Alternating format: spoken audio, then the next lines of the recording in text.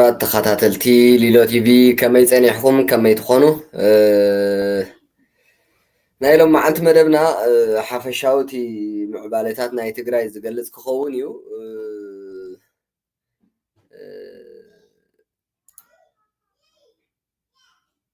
ናብ ሓራ መሬት ትግራይ በብመዓልቱ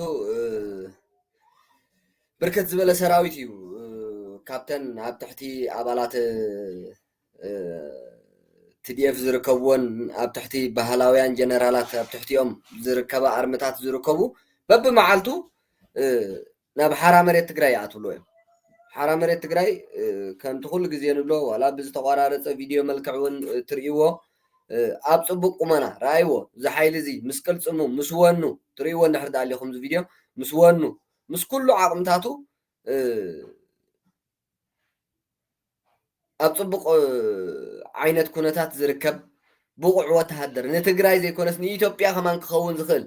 ንኻልእ እዚ ወተሃደር እዚ ቅድሚ ቁልዕ ወራር ትግራይ ኣብ ዝበዝሕ ሃገራት ኣፍሪቃ ዓቃብ ሰላም ኣስከባሪ ኮይኑ ሰላም ኣኽባሪ ኮይኑ ዝሰርሕ ዝነበረ ንኢትዮጵያ ልዕላውነታ ከይትድፈር ኩሉ ዓይነት ዋጋ ዝኸፍል ዝነበረ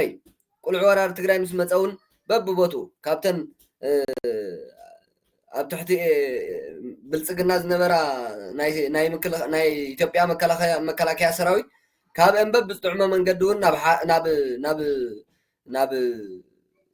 ናብ TDF ተፀምቢሩ እዩ ንህዝቢ ትግራይ ኣድሒኑ ነዞም ሕጂ ንህዝቢ ትግራይ ደም ዘንብዕዎ ዘለዉ ነዞም ሕጂ ምስ ሽፍታ ሻዕብያ ኮይኖም ካልእ ኩናት ክውልዕሉ ዝዳለዉ ዘለዉ ዘድሓነ እዩ ሰራዊት TDF ኣብ ደብረ ብርሃን በፂሑ ኣብ ኣፍንጫ ኣዲስ ኣበባ በፂሑ ታሪክ ዝሰርሐ እዩ TDF ዓለም ታሪኹ ንክትገልጽ ለይትን መዓልትን ብዘይ ምቁራፅ ተማራሚረ እዞም ኣፅነቲ ጉጅለ ግን ታሪኹ ደዊኖም ታሪኹ ባላሽዮም TDF ክነዓቅ ገይሮም ዕጥቁ ደርቢዩ ኣንፈቱ ከጥፍእ ገይሮም ሓድነት TDF በቲኖሞ ይርከቡ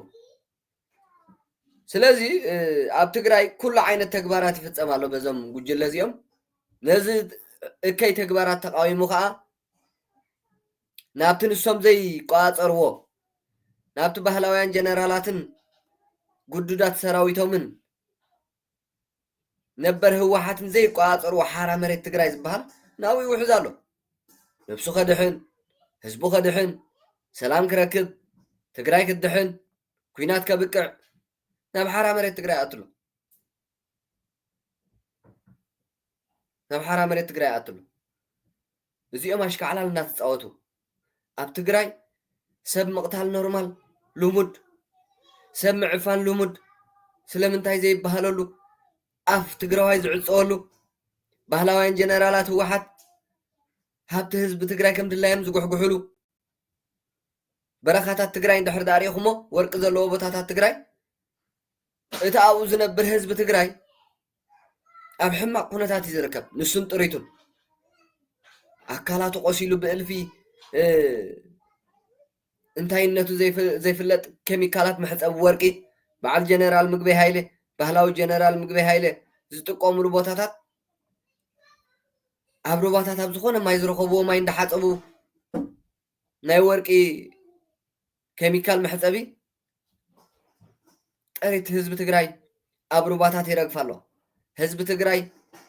መድሃኒት ዘይርከቦ ቁስሊ ኣሎ ኣካላቱ በዚ ዞም ባህላውያን ጀነራላት ዝጥቀምሉ ኬሚካል ንምንታይ ኢሉ ዝሓተተ ምዕፋን መቕታል መቕጥቃጥ ምእሳር ኣብ ሰራዊት እስከምኡ ኣብ ህዝቢ እስከምኡ ኣብ ትካላት ትምህርቲ እስከምኡ ኣብ ጥዕና እስከምኡ ኣብ ሲቪላዊ ምትእኽኻብ እስከምኡ ኣብ ዝኾነ ማሕበራት እስከምኡ ምዕፋን ምቕታል ምእሳር ምጭዋይ ምፅንፃን እዚ ኩሉ እዩ ዝትግበር ዘሎ ኣብ ትግራይ ስለዚ ነዚ ተቃዊሙ ሰራዊት ሓራ መሬት ትግራይ ናብ ሰራዊት TDF ናብ ሓራ መሬት ትግራይ ወድን ጓልን ዝግዕዝ ዘሎ እንትሪእዎን ዘለኹም ኣብዚ ቪድዮ ሕጂ ደቂ ኣንስትዮ እየን ኣብ ሓራ መሬት ትግራይ ኣብ ሓራ መሬት ትግራይ ንህዝበን ንባዕለን ክድሕና ካብቲ ዝነበረኦ መሳርዕ ጉዱድ ዕስክርና ናይ ባህላውያን ጀነራላት ህወሓት ናብ ሓራ መሬት ትግራይ ወሪደን ኣለዋ ስለዚ ሓራ መሬት ትግራይ ኣብዚ ግዜ እዚ በቃ ዝጎደሎ ነገር የብሉ ኩሉ ዓይነት ዓቕምታቱ ኣተኣኻኺቡ ኣጣሚሩ ንናይ መወዳእታ ውሳነ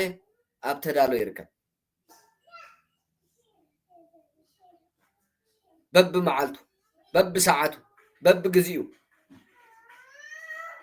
እቲ ምቁፅፃር ዓቕሚ ሰብ ዝበሃል ናይ ሓራ መሬት ትግራይ ክሳብ ዝስልችዎ መንእሰያትን ኣያታትን ኣቦታትን ኣብ TDF ዝነበሩ ተጋደልቲ ክቕበል ይውዕልን ይሓድርና ኣሎ ተሰሚዕኹሞ ድሓር እውን ክነቕርቦ ኢና ክሳብ ኣብ ሱዳን ኮይኖም ዝዋግኡ ዝነበሩ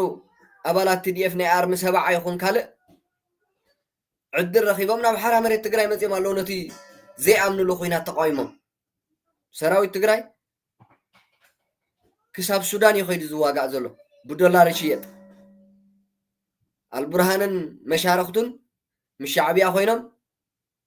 ንህወሓት ዶላር ይኸፍልዋ ንሳ ከዓ ሰራዊት ትልእኽ አልቡርሃን አንጻር ሕሜቲ ሓምዳን ዳግሎ ክዋግኡሉ ዶላር ይኸፍል ኣሎ ዶላር ይኸፍሎም ብዶላር ተሸይጦም ሂወቶም ይሕልፉ ኣለዉ መንእሰያት ትግራይ ኣብ ሱዳን ንዓ መንእሰይ ትግራይ ተረዳእና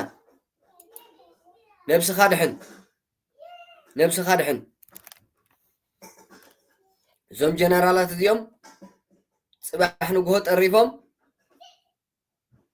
ናብ ኤርትራ ከጉዕዙ ኸዮም ኣብ ሱዳን ወታደር የብልና እናበሉ ኖ ኣብ ሱዳን ፀኒሕና መፂና ኣለና ኣብሉካ ኣለዉ ክትኣምን ትማሊ ኣባላት TDF ኣብ ሱዳን ኣብ ዘይምልከቶም ኩናት ይጥበሱ ኣለዉ ሂወቶም ይሓልፍ ኣሎ ብዶላር ተሸይጦም ኣታዊ ምንጪ ህወሓት ይኾኑ ኣለዉ ንብል ነርና ሓሶት ንስኹም ብልፅግና ኢኹም ትብሉና ነርኩም ሕጂ ከዓ ብኣካል መፂኦምኩም ኣለዉ ካብኡ ንሕና ንኣልቡርሃን ደጊፍና ኣብ ሱዳን ኣንጻር ሕሜቲ ኣንጻር ዳግሎ ሓምዳን ዳግሎ ንዋጋእ ነርና ዝብሉ ከዓ መፂኦም ኣለዉ ሕጂ ራእይዎ ካብኡ ነብሶም ኣድሒኖም ኣብ ሓራ መሬት ትግራይ ኣትዮም ኣለዉ ስለዚ ከምኡ ዕድል ከጋጥመካ እዩ ፅባሕ ንጎ ከብኪቦም ንኤርትራ ከእትዉካ እዮም ናበይ ተምልጥ ሕጂ መሬት ዓድኻ ኣብ ትውንኑ ዓዲ ኣብ ትፈልጦ መሬት እናሃለኻ ነብስኻ ዘይድሓንካ ፅባሕ ንግሆ ኣብ ዘይትፈልጦ ቦታ ኣብ ዘይትፈልጦ ዓዲ እሞ ከዓ ብሓይልታት ፀጥታን ብእልፊ ዓፈንቲ ጉጅለታትን ቀንፀልትን ናይ ሻዕብያ ምስ ተኸበብካ ናበይ ኢኻ ክትወፅእ ትኽእል ኣይትኽእልን መውፅእ የብልካ ስለዚ ግደፍሎም ንግሆን ምሸትን ነብስኹም ኣድሕኑ ኣብ ትሕቲ ባህላውያን ጀነራላት ህወሓት ዘለኹም ወተሃደራት TDF ነበር ንብላልና ኣድሕን ነብስኻ ትዕድል ሕጂ እዩ ፅባሕ ኣይትረኽቦን ኢኻ ዝዕድል እዚ ስለዚ በብመዓልቱ ንፃውዒትና ሰሚዖም ነቲ ዘጋጥም ዘሎ ብዓይኖም ዝርእይዎ ተቃይሞም ናብ ሓራ መሬት ትግራይ ማዕለያ ዘይብሉ መንእሰይ ይኣትሎ እዩ ካብቲ ማል ምሸት ገለ ከማን መስለኒ 145 ዝኸውን ወተሃደር TDF ነበር ናብ ሓራ መሬት ትግራይ ኣትሎ ናብ ሓራ መሬት ትግራይ ብጥርኑፍ ብዝተወደበ መልክዕ ምስዑት ቅጥሃቱ ናብ ሓራ መሬት ትግራይ ኣትሎ ኣብዚ ክልተ መዓልቲ ማለት እዩ ብዝተወደበ መልክዕ 49 ተጋደልቲ ኣባላት TDF ነበር ክልተ በሬን ሒዞም ናብ ሓራ መሬት ትግራይ ተፀምቢሮም ኣለዉ ኣቐዲሞም እውን ኣነ ናብ ህዝቢ ኣይትኩስን ህዝቢ ትግራይ ሽልማት እምበር ዓፈና ኩናት መጭወይቲ መቕተልቲ ማእሰርቲ ኣይግብኦን ኢሎም ልዕሊ 96 ተጋደልቲ ኣባላት TDF ነበር ካብ ኣርምታት ናይተን ኣብ ትሕቲ ባህላውያን ጀነራላት ህወሓት ዝርከባ ምስዑት ቅታቶም ናብ ሓራ መሬት ትግራይ ተፀምቢሮም ኣለዉ ስለዚ ብጠቕላላ ኣብ 24 ሰዓታት ዘይመልእ ብዝተወደበ መልክዕ ካብተን ኣብ ትሕቲ ባህላውያን ጀነራላት ህወሓት ነበር ዝርከባ ኣርምታት ዳርጋ 145 ኣቢሎም ዝኾኑ ተጋደል ትዲኤፍ ነበር ምስ ኩሉ ዕጥቅታቶም ናብ ሓራ መሬት ትግራይ ኣትዮም ኣለዉ ለዛ ሓራ መሬት ትግራይ በብመዓልቱ ብዙሕ ሰራዊት እዩ ዝቕበል ዘሎ እዚኦም ንብሎም ዘለና ኣብ ትግራይ ዘሎ ዓመፅትን ጨቆንትን ጠቕላላ ንህዝቢ ትግራይ ኣይኾኑ ንመንእሰይ ትግራይ ኣይኾኑ ንኩሉ ነገር ኣይኾኑ ሕሰብዎ እንደ ተፈናቃላይ ትግራይ እንታይ ኮይኑ የብሎ ክሳብ ሕጂ ቆላሕታ ሲኢኑ ድሓቀ ብሰንኪ መን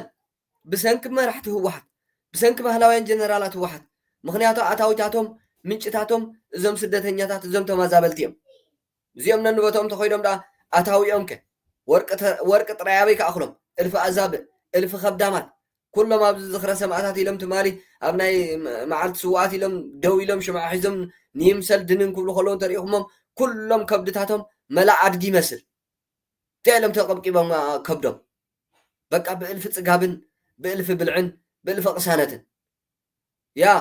ሕጂ ብዚ ግዜ እዚ ኣብ ሕማቅ ኩነታት እዮም ዝርከቡ ብስጭት ኣሎ ናይ ጥፋኣቶም ደወል ይሃርም ምህላው ይሰምዑ ኣለዉ ይርኢ ኣለዉ ሰራዊት ዝኣምንዎ ዝነበሩ ሰራዊት ብሰንኪ ሕምቆቶም ብሰንኪ ጨቋኒ ምሕደሮኦም ብሰንኪ በታኒ ኣካይዶኦም ብሰንኪ ዓሌታዊ ምሕደሮኦም ገገዲፎም ናብ ሓራ መሬት ትግራይ ይፅምበር ኣሎ ስለዚ ግን ንህዝቢ ከታልሉ ንህዝቢ ከእምኑ ህዝቢ ኣብ ጎኖም ከሰልፉ ንሕና ጉዳይ ተመዛበልቲ ለይትን መዓልትን ንስርሓ ኣለና ብልፅግና ኣብይና ግዝያዊ ምምሕዳር ትግራይ ኣብይና ገለመለ እንዳበሉ ውድብ ህወሓት መታን ስማ ከይብለል ስማ ከይጠፍእ ስማ ከይፅያቕ በቃ ቢልዮናት ብር ኣውፅኦም 70-80 ሽሕ ንካድረታት እናኸፈሉ ወርሓዊ ኣንጻር መንግስቲ ኢትዮጵያ ጉስጉሱ ኣለዉ ክሳብ ሕጂ ስምዕዎ እዚ መን እዩ ዝበሃል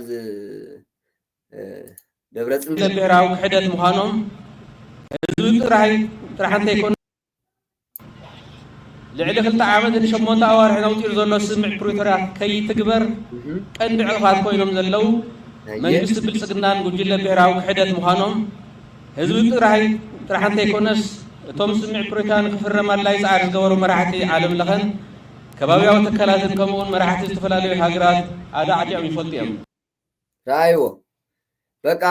ህዝቢ ትግራይ ተመዛባላይ ምዕራብ ትግራይ ናብ ቦትኡ ከይምለስ ኣድሓርሓሪ ጉጅለን ጨቋኒ ጉጅለን ዓፋኒ ጉጅለን ብልፅግና እናበለ እናተፃረፈ ደብረ ፅንተት ረኣይዎ እቲ ንሱ ዝገብሮ ናብ ካሊእ የሳግሮ ንህዝቢ ከእምን ኣታ ህዝበይ ውድብካ ምሳኻ እያ ዘላ ውድብካ ኣድሕንሞ ንሕና ብሓባር ኮይና እንተድሒና ክነድሕነካ ኢና እናበሉ ረኣዩ ፖለቲካ ይፃወትሉ ኣሎ ህዝቢ ትግራይ ግን ናብ ቦትኡ ከይምለስ ዓንቂፁ ሓኒቑ ሒዙ ዘሎ እዚ ጨቋኒ ውድብ ህወሓት እዩ ኪንኡ ወላ ሓደ የለን ብልፅግና እሞ ድሕሪ ፕሪቶርያ ፅባሕ ፕሪቶርያ ንህዝብኹም ናብ ቦትኡ ምለስዎ ምዕራብ ትግራይ ተረከቡ ኢሉ ኩሉ ግዜ ደግማ ያነ ምዕራብ ትግራይ ተረከቡን ኢልዎም እዩ ኖኖ ምዕራብ ትግራይን ህዝብና ናብ ዝኸደና የብሉን ውድብ ቅድም ክነድሕና ኢሎም ኣብዮም ፀማም እዝኒ ሂቦም ንኣብይ ኣሕመድ ጌታቸው ረዳ ኣብ ስልጣን ከይመፅእ 65 መዓልቲ ብዘይ ምቁራፅ ለይትን መዓልትን ኣኼባ ኣካይዶም ከይምረፅ እኳ እዩ ስልጣን ናብ ሓድሽ ወለዶ ከየሰጋግሩ ስልጣኖም ኣሕሊፎም ከይህቡ ካብቲ ናቶም ቤተሰባዊ መሓውር ካልእ ዓሌት ከይሕዝ ካልእ ሰብ ከይሕዝ ካልእ መንእሰይ ከይሕዝ ሓድሽ ወለዶ ከይመፅእ 65 መዓልቲ ከም ሓንቲ መዓልቲ ተኣኪቦም ዕድል ኣይገበሩን ጌታቸው ረዳ መፅኡ ንጌታቸው ረዳ ከዓ እንታይ ገይሮም ሪኢኹም ኢኹም ወዲ ዓዶም ስለ ዘይኮነ ሓዎም ስለ ዘይኮነ ዓፅመ ስጎም ስለ ዘይኮነ ናቶም ጉጅለ ስለ ዘይኮነ ናቶም እሙን ስለ ዘይኮነ ናቶም ልኡኽ ስለ ዘይኮነ መፈንቀለ መንግስቲ ገይሮም ቤት ፅሕፈታቱ ዓፅዮም ካብ ትግራይ ኣባይሮሞ ጨፋጨፈን ስዒሩን ይስዕር ኣሎን ኣብዚ መንግስቲ ብልፅግና ንስምዕ ፕሪቶርያ ከም ድልየቱ ክዝውሮ መንቲ ውድብና ህወሓት ኣብ ክልተ ንምምቃልን ክትብተንን ህዝብና ሕዱ ክጨፋጨፈን ስዒሩን ይስዕር ኣሎን ንዝተለኮ ንክፍፅመሉ ድማ ኣብ ውሽጢ ውድብና ህወሓት ጠንጢዑ ዝገበለ ጠላም ጉጅለ ዝተማልአ ኣመራርሓን ድጋፍን ሂብዎ እዩ ጉጅለ ጥልመት ነዚ ግዝያዊ ምምሕዳር ይኹን ንጌታቸው ይኹን ነዚ ሰራዊት ሓራ መሬት ትግራይ እንዲ ሕጂ ዝኸስስ ዘሎ ብልፅግና የመዋል እዩ ብልፅግና ኣብዚ ብፃሓብ ፅውሕዎን ገለመለን እዩ ዝብል ዘሎ ደብረ ፅንተት ግን مس بلصقنا ولا حدا مرخابا ينبرم بقى بسممعنت بريتوريا مسرت بلصقنا مس هوحات زيكونس مس غزياو ممحدار تግራይ ዝማخر ነይሩ بسممع بريتوريا مسرت يزي እሶም ከዓ ስልጣንና ኸደት ሃብትና ተጋሕጠ ሃብትና ሰዓናዮ መንእሰይ ጠሊሙና ኣብቂዑልና ጥፋኣትና ኣኺሉ ብምባል መፈንቀለ መንግስቲ ገይሮም ዓልዮሞ ሕጂ ስምዕዎ ዝብል ዘሎ ደብረ ጽንተት ኩሉ ዓይነት ኣብ ትግራይ ዝተፈጸመ ባዕሎም ዝፈጸምዎ ዞም ጉጅለ ደብረ ጽንተት ንስርዓት ብልጽግና የላግብሉ ኣለዉ ውድብና ክመቅል ብልጽግና ሰልዱፅዩ ኣብ ውሽጥና ዝዓበየ ክሒድና ንጌታቸው እዮም ወላ ንኽትዛረበሉ እኮ ዘሕፍር ዘይእመን ንውድብና ጥራሕ ከይኮነስ ብዋናነት ብሄራዊ ረብሓ ትግራይ ስምዕ ፕሪቶሪያን ክሒዱ ደምን ዕፅምትን ዝውኣ ኣራኺሱ መጨረሹ ጉልባብ ቀሊዑ ናብታ ትክክለኛ ደንቡ ተጸምቢሩ ኩሉ ዓይነት መናወራ ኣብ ምፍጻም ይርከብ ጉጅለ ብሄራዊ ሕደት ኣብዚ እዋን ከም ሰጋር በቕልን ጋላቢ ፈረስን ካብ ጎይቶቱ ተሸላሊሙን ብቐንዱ ዋልታን ማእገር ህዝቢ ትግራይና ዝኾነ መዘናርቦ ሰራዊትና ንምብታን ኩሉ ዓይነት ውዲታት ፈጺሙን ይፍጽምን ኣሎ ያ ሰራዊት እሞ ባዕልኹም እንዲኹም በቲንኩሞ ደብረ ጽንተት እንታይ ኢኻ ክንደይ ተሓምቕ ኢኻ ሰራዊት ጭቆናኹም መሪርዎ ዓመፅኩም መሪርዎ መንግስቱ ፍሪስኩምሉ ማሕተሙ መጢልኩሞ ንህዝቡ ካላቢትኩም ተመዛበላይ ድራር ዕለቱ ኣሕዲኩም ካብ ዝዓቢ ማእሰርቲ ብዚሕኹም ምዕፋን ኣብዚሕኹም ዝተፈለየ ሓሳብ ምርሻን ኣምፂኹም ሃንግታት ፈጢርኩም እንታይ ዘይፈጠርኩም ኣብ ትግራይ ዋ ሕቁ ይህብኩም ሰራዊት ትግራይ ከዓ ገዲፍኩም ናብቲ ንስኹም ዘይትቋፀርዎ ቦታ ዳግማይ ክቃለሰኩም ዕጥቅል ዒሉ ኣብ ሓራ መሬት ትግራይ ኣሎ እንታይ ኢኻ ክትከሕዶሞ ነዚ ደብረ ጽንተት እዚ ከዳዕ ጉጅለ ሕሉፍ ሓሊፉ ዕለቶም ትግራይ ካብ ካርታ ዓለም ህዝቢ ትግራይ ድማ ካብ ገጽ ምድሪ መሊኡ ክጠፍእ ካብ ዝብናይሉ ኣርሜኒታት በሊጹን ልዕልዮም ኮይኑን ጀኖሳይደራት ናብ ትግራይ ኣትዮም ዝጀመሮ ክምልኡ ኣብ ኣደባባይ ፃውዒት የቕርብ ኣሎ ካብዚ ተወሳኺ እዚ ጉጅለ ሕድሕድና ክንዋጋእን ክንዳመይ ምእንቲ እከይ ምንቅስቃስ ይገብር ኣሎ ይኹን ዳ እምበር እዚ ብኩሉ ኣባል ሕወሓት ጥራሕ እንተይኮነስ ህዝብን ወናም ሰራዊት ትግራይና ተፈንፊኑ ናይ ዝሃደመ ከዳዕ ጉጅለ ናይ ጥፍኣት ተልእኾ መጨረሹ ውድቀት እምበር ካሊእ ኸውና ዝኽእል ኣይኮነን ያ ክድዓት ኣባኹም እንድያ ዘላ ደብረ ጽንተት ናይ ጥፍኣት መጨረሻ ውድቀትኩም ምዃኑ ከዓ ባዕልኹም ፅቡቅ ጌርኩም ትፈልጥዎ ኢኹም ንፈረስ ኣለና እውን ትብለኹም ትርእይዎ ኣለኹም ኢኹም ሰራዊት ጥራሕኩም ኣትሪፍኩም መዓልታዊ ሓደሽቲ ገገፊፍኩም ኣብ ምስልጣንን ኣብ ምዕላምን ኣብ ምምራቕን ኢኹም ትርከቡ ልዕሊ 100 ገለመለን ዝነበረ ከባቢ 130 140 ሽሕ ዝነበረ ሰራዊትኩም ብምሉእ ጠንጢንኩም ናብ ሓራ መሬት ትግራይ ከይድ ኣሎ ካብ ዝዓቢ ስዕረትን ካብ ዝዓቢ ናይ ጥፍኣት ሰዓትን እንታይ ደሊኹም ጠፊእኹም ኳኹም ሕጂ በቃ ተተሓኒቁም ኣብ ፍርድን ኣብ ሕግን ምቕራብ እምበር ዝተረፈኩም የለን ሰራዊት ሓራ መሬት ትግራይ ከዓ ኩሉ ዓይነት ንጥፍኣትኩም ኩሉ ዓይነት ምድላዋት ገይሩ እዚ ትሰዓርሉ ግዜ ኣኺል እዩ ኣብዚ ኣሎ ከዓ እዚ ንህዝቢ ትግራይ ብዝተፈላለየ ማዕድንን ኬሚካላትን ገይሩ ንህዝቢ ትግራይ ዘፅንት ዘሎ ንጥሪት ተጋሩ ዘብርስ ዘሎ ሃብቲ ትግራይ ገሒጡ ዝበልዕ ዘሎ ንበይኑ መንግስቲ ኮይኑ ዘሎ ፅጋባ ወጣት መሲሉ ወዲ 70-80 ዓመት ዘረብኡ ንስምዓዮ እሞ ስምዕዎ መናእሰይ ተጋሩ ነዚ ጉዳይ እዚ ብደንብ ክትርእይዎ እደሊ በዚ ኣጋጣሚ እዚ ሕልፎ ዝደሊ መናእሰይ ተጋሩ በተለይ ኣብ ንእስነት ዕድመ ዘለኹም ኣብ ገጠር ትኩኑ ኣብ ከተማ መጻዕ ዕድልኩም ኣብ ኢድኩም እያ ዘላ ያ መጻዕ ዕድል መንእሰይ ትግራይ ኣቶ ምግበይ መጻዕ ዕድል መንእሰይ ትግራይ እሞ ኣብ ኢዱ ምዃና መንእሰይ ትግራይ ፅቡቅ ገይሩ ፈልጢ ካባኹም ዝደልዮ ሓበሬታ ወላ ሓደ የለን ኣብ ኢዱ ምዃኑ ሲ ፅቡቅ ገይሩ ፈልጥ እዩ ዛስዋዩ ክቃለሰኩም ካብ ውሽጢ ማሕበራትኩም ወፂዩ ካብ ውሽጢ መሳርዕኹም ወፂዩ ካብቲ ትውንንዎ ኣርምታትን ኮራትን ወፂዩ ኣብቲ ንስኹም ዘይትቆፃፀርዎ ቦታ ኮይኑ ሓርነቱ ኣውጁ ዝተፈላለየ ምንቅስቃሳት ዝገብር ዘሎ ንምዕላውኩም ንምጥፋእኹም ካብ ገጽ መሬት ትግራይ ንምሕግሓግኩም مش باتن سخم تبلو تلاقطلو سلطان نابخايو سلطان نعخايو سلطان ندابلكم تشودو لومي بقى نعقاتنا استحقرن 4 نطب ديو منسي تግራይ مساخم تفالاليو خبدن حقون كويني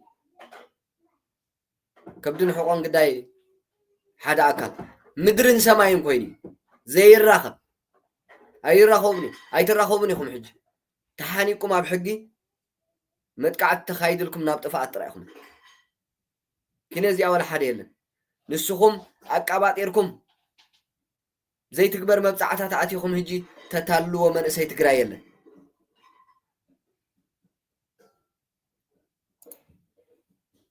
ምክንያቱ ንሕና ብዕድመውን ባዮሎጂካሊ ድሕሪ ዝተወሰነ እዋን ምሳኹም የለና ስለዘሎ መማረፂ እቲ ናይ ቀደም ወለደን እቲ ናይ ሓድሽ ወለደን ተደማሚፅና ትሕጂ ዘሎ ፀገም ክንፈትሕ ለይትን ቀትርን ክንሰርሕ ኣለና ሓደ ብጣዕሚ ፅቡቅ ነገር ዝረኣኽዎ ኣብ 35 በተለይ ኣርሚኹም ተሓድሽ ወለዶ እቲ ናይ ቀደም ወለዶን ተኣሳሲርኩም ኣብ ቀፃሊ ውሽጣዊ ምድላው ኣለኹም ቀሊል ከይመስለኩም نت زحلفة تاريخون تستوسوا حاولت تصرحوا أبي أفلافل يا بقى بزي بأناسي أيكون لكم منيو تاريخنا يتهسسوا نعانا تنكابا خوبو أب تحتينا تنبركوخو مسانا تلاقيبكم سرحوا وسنت بعلنا عنا حسبت بعلنا عنا أتكبر تترايكونوا نحنا نبلوكم نحنا نحسب عقينا نهب تتكبروا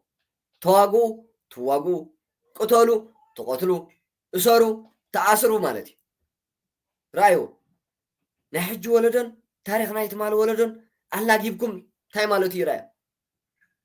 نايت مال ولدن سخم زرقيهم توديا انت جراي بجيك خوينات انت يامصيكم لا بمحراي كقتل بمحراي كصلع بحزب ايثيوبيا خفنفن غيركم سخم ما اخل عادي شعبي يامصيكم 1.5 مليون اصنيتكم أما أخل تقرأي السخم أبيلا تاريخكم طبق أبيلا أب كلتي استخايدة خوينات شعبي أخل تصرق نزوه السنو مراحتي عين أنا شعبي يتصرقن السخم يخم تصرقوا لكم ها نعوم أسيركم نعوم كاف حزبنا تسيلكم نعوم كنت سألان أكايدكم لهم تاي زي جوبركم سخما أب تقرأي زي جوبركم ما نقرأ على ديو مقبل أتبه له الجنرال كل نقر غيركم سلازي بحجي نزمن سيك تتالو ويلكم أي تحسبوا زي تالل بقاكم ولا حدا يلا ولا حدا سلازي خمس بلاكم يو كبرات خاتل تلاتي بي تينا حرامرت تي خونتات ناي تقراين نزي مسل حرامرت تقراي بزي مقرات معليا زي بلو عقم سبيو زقبل زلو كل عينات مدلاوات جريو أب حرامرت تقراي وتهدر كخونة زقبا نوتهدر زقبا كبري نوتهدر زقبا كل عينات قالوي وتهدر كاب حكمنا كاب صريت كاب مشارف كاب دوموز زقودو لنقر يلن أب حرامرت تقراي أخول حكمنا له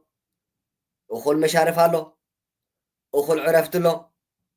بقوع وتهدراو سلطان له استصنعه ساينساوي سؤال كاغومو دحرد زي كونه خمناي جنرالات بهلاويان هو كمناي بهلاويان جنرالات واحد استصنعه ساينساوي منقد كل ነገር አለ بحرام مريت تግራይ